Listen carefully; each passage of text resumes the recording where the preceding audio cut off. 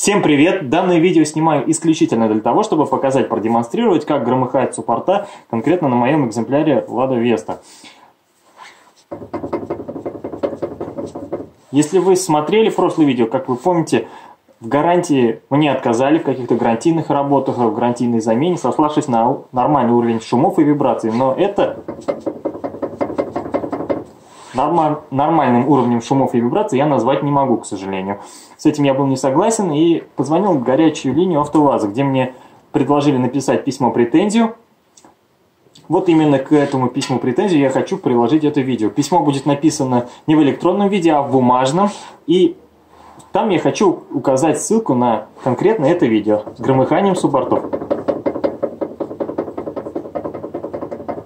Громыхание слышно при езде по каким-то дорожным покрытиям неровным, щебенка, будь там тротуарная плитка.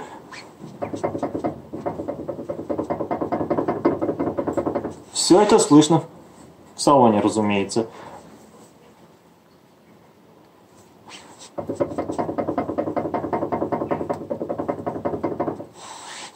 Прибегать к каким-то кустарным методам устранения данного звука пока не хочется, так как автомобиль на гарантии, и хотелось бы эту гарантию, конечно же, сохранить.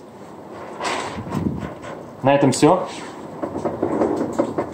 Всем пока.